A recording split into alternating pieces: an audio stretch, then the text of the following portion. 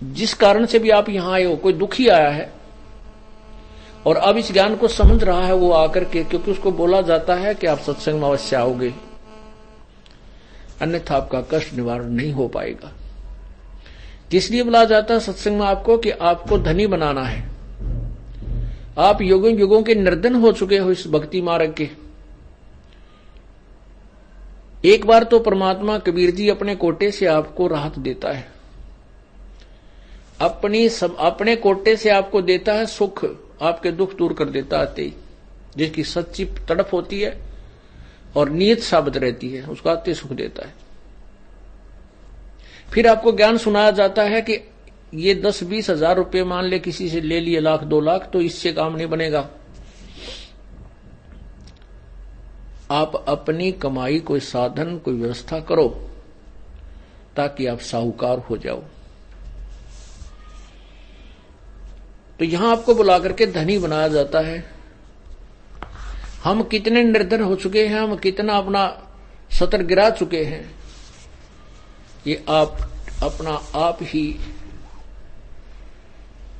तुलना कर सकते हो, निर्णय ले सकते हो।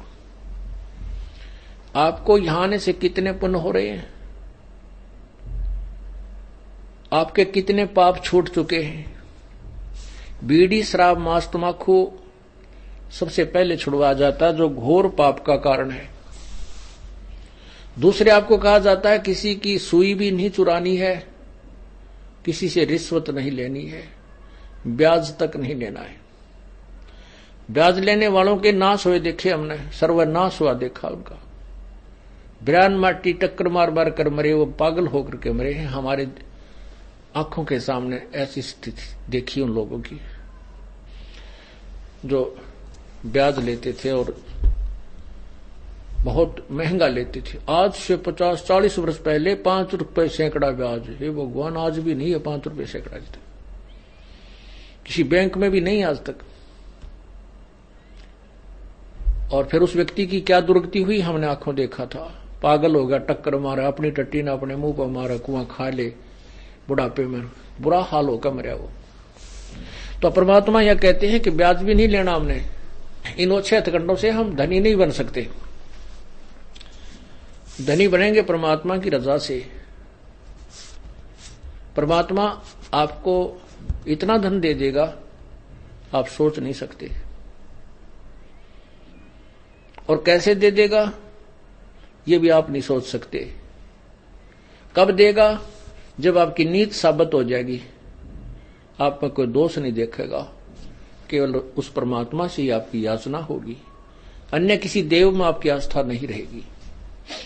फिर आपके घर में बरकत, आपके ऊपर आने वाली आपत्तियों को ऊपर के ऊपर टालना शुरू कर देगा। करेगा कैसे? जब हम पति भर्ता पद पर पहुंच जाएंगे। जिस पति को अपनी पत्नी पर शंका हो जाती है तो वो उनमें फिर प्रेम नहीं रहता। और जो पतिव्रता स्त्री है उसका पति अपने सामर्थ्य के अनुसार उसकी पूरी सुरक्षा करता है, पूरी सुविधाएं देने की चेष्टा करता है। ठीक इसी प्रकार हम आत्माएं, ठीक इसी प्रकार हम सभी आत्माएं उस एक ही परमात्मा की हैं, वो हमारा पति है, सबका मालिक है। पति मीन मालिक, स्वामी, वो हमारा पति है। और हम जब तक उसमें पति भर्ता की तरह आस्था नहीं बनाएंगे तब तक वो हमारी मदद, हमारी सहायता नहीं, पूरी